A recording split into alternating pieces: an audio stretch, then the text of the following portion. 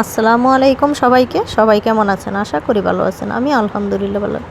এখানে আমি দেখুন তরমুজগুলো কেটে নিয়েছি। অবশ্য আমি কোনো ডিজাইন করিনি, যেহেতু এটা দিয়ে আমি শরবত বানাবো সেজন্য কোনো ডিজাইন করিনি। আর অনেকে আছে যে তরমুজগুলো এভাবে কেটে ব্লেন্ড করে নেয়, সেক্ষেত্রে কিন্তু তরমুজের শরবতটা কিন্তু মোটেও ভালো লাগে না। কেন ভালো লাগে না সেটা জানতে চান? এই যে বিচিগুলো আছে সেই বিচিগুলো সহ ব্লেন্ড করা হয়, সেজন্য একটুও ভালো লাগে না, মজা লাগে না খেতে।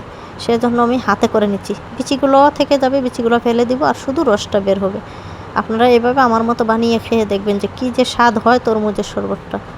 অবশ্যই ভালো লাগলে আমার চ্যানেলটিকে সাবস্ক্রাইব করে দিবেন এবং শেয়ার করে দিবেন।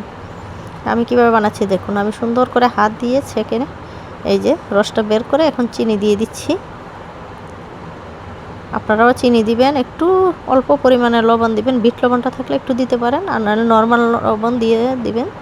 আর অল্প পরিমাণে লেবুর রস দিবেন। দেখুন খুব সুন্দর কালার।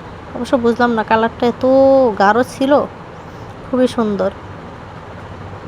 আর আমি কিন্তু প্রায়ই এই শরবতটা বানিয়ে খেয়ে থাকি। আর এই গরমের মধ্যে এই শরবতটা করে আপনারা খেয়ে দেখতে পারেন যে কী যে শান্তি লাগে, খুবই ভালো লাগে। এখন আমি এটাকে এই যে আবার একটু ছেঁকে নিব। ছাঁকনি দিয়ে এই যে ছেঁকে নিচ্ছি। যেহেতু এক হাতে আমার ক্যামেরা, সেজন্য একটু নাড়া লাগতেছে।